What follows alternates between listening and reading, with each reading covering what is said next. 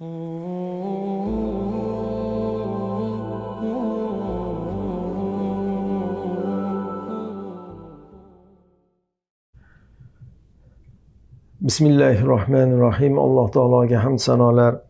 Payg'ambarimiz Muhammad sallallohu alayhi va sallamga salovat va salomlari yo'llagan holda siz azizlar bilan Rahmon taoloning iymon ahliga qilgan nidolari bilan tanishlikda davom etamiz. Bugun Alloh nasib etsa 82-nido bilan tanishib chiqamiz. Aytgan so'ziga amal qilmaydigan kishilarga dashnom va Alloh taolo maydonda sobit turuvchi mujohidlarni yaxshi ko'rishi haqida. A'udhu billahi minash shaytonir rajim. Ya ayyuhallazina amanu lima taquluna ma la taf'alun. Kabura maqtan 'indallahi an taqulu ma la taf'alun. Innalloha yuhibbul ladzina yuqatiluna fi sabilihi saffan ka'annahum bunyanun marsus. Ey iymon keltirganlar, nega qilmaydigan ishingizni gapirasiz yoki va'da berib vafo qilmaysiz? O'zingiz qilmaydigan ishni tillaringiz bilan aytishingiz Alloh nazdida o'ta manfur ish.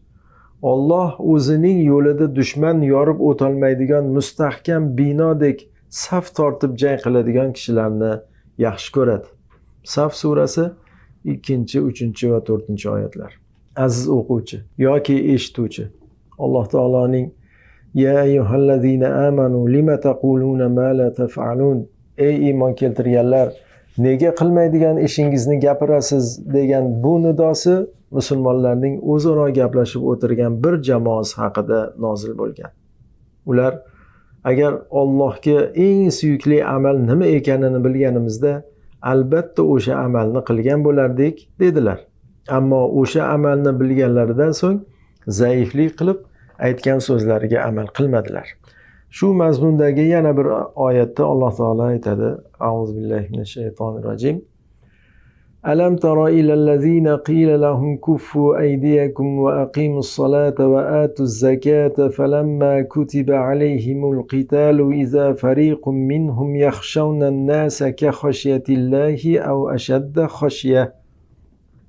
Ey payg'ambar, siz jihodga izn berilishidan ilgari ularga mushrik dushmanlaringiz bilan jang qilishdan qo'lingizni tiying va Alloh sizlarga farz qilgan namoz va ro'zani ado eting deb aytilgan ana u kishilarning ishlarini bilmadingizmi?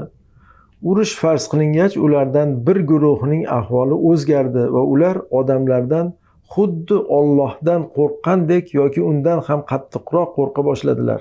Niso surasi 77-oyat.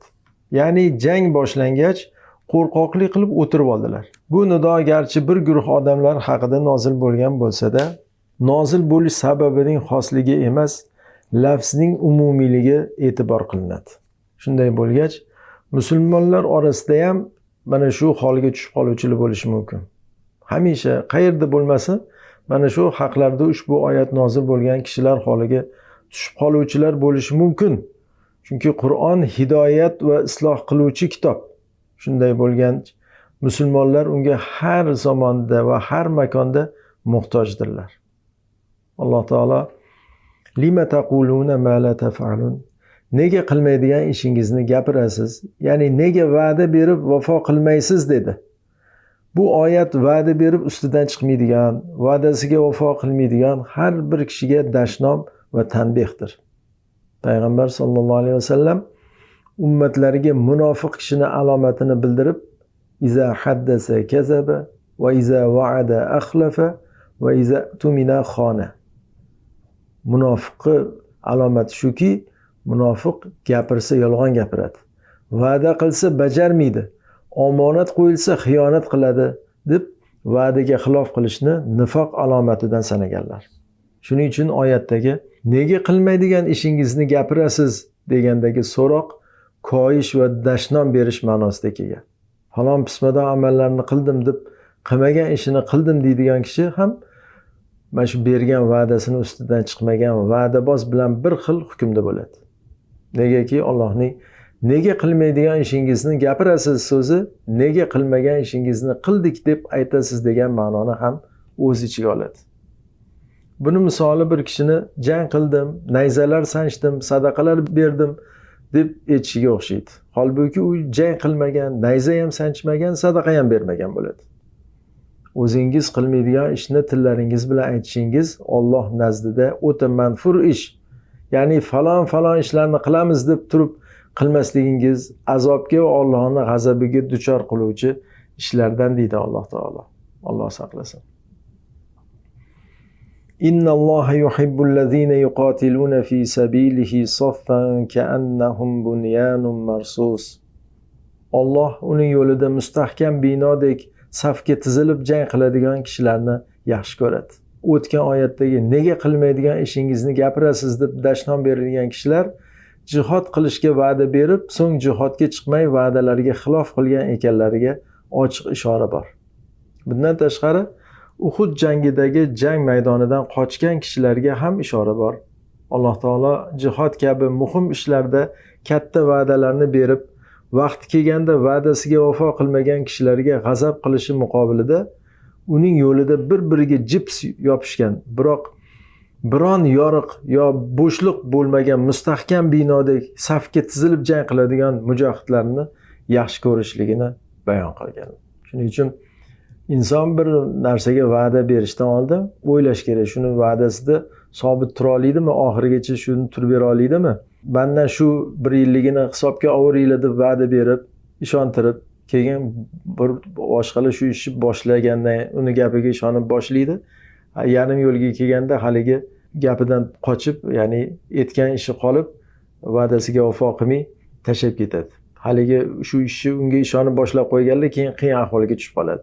Shuning uchun ko'zingiz yetsa, shunda sobit turishingizni bilsangiz, va'da bering. Ustidan chiqa olsangiz va'da bering. Bo'lmasa, va'da bermang, va'davoz bo'lib qolmang. Alloh taolo ayrim solih bandalarni qilgan ishidan rozi bo'lib, kulishi haqida Rasululloh sollallohu alayhi vasallam aytganlar. Ba'zi bir odamlar shunday ish qiladi, Alloh o'sha bandalarni qilgan ishidan rozi bo'lganidan kuladi. Inson valillahil masalul a'la, odam masalan o'zini farzandi bir ish qilsa, o'sha ko'rib qilayotgan ishidan rozi bo'lsa, kulib qo'yadi. Alloh taolo ayrim bandalar shunday ish qiladi, shu ishidan, o'sha bandalarning ishidan rozi bo'lganda Alloh taolo kulish haqida Rasulullohdan sahih hadis kelgan. Imom Ahmad rivoyat kelgan hadis. 3 kishiga dedilar Rasululloh sollallohu alayhi vasallam. 3 kishiga Alloh taolo kulib boqadi. Tunda namoz o'qish uchun turgan kishiga. Tahajjud namoz uchun turib namoz o'qigan odam tunda hamma uxlayotganda turib namoz o'qisa, bir odam Alloh taolo shuni qilgan ishidan, tahajjud o'qiyotganidan rozi bo'lganidan kulib boqadi. Namoz uchun saf tortib turgan qavmga. Bu ikkinchisi bo'ldi mana. Namoz uchun saf tortib turgan qavmni qilayotgan shu ishiga, Alloh uchun namoz o'qishga saf tortib turganlarni ko'rib Alloh rozi bo'lgandan kulib boqadi. Va uchinchisi mana jang maydonida dushmanga qarshi safda tizilib turgan mujohidlarga ham Alloh taolo shu qilgan ishlaridan rozi bo'lganidan kulib boqadi. Hatto ba'zi salaflar Alloh taoloning ushbu so'zlariga ko'ra otda emas, piyodalar safida turib jang qilishni afzal bilishar ekan. Otda jang qilmas ekanda, ot ustida piyodalar bilan safda turib birga jang qilishar ekan. Tobiinlardan bo'lgan Abu Bahriya rahimahulloh, agar meni jang maydonida tizilgan safdan ozgina bo'lsa-da burilganimni ko'rsangiz, tarsak bilan uringlar degan ekan. Shunga ko'ra jang taqozo etgan biron zaruratsiz jang maydonidan qochish va safdan chiqish harom sanaladi. Alloh taolo aytadiki: "Ya ayyuhallazina amanu iza laqitumul lazina kafaru zahfan fala tuwalluhumul adbar."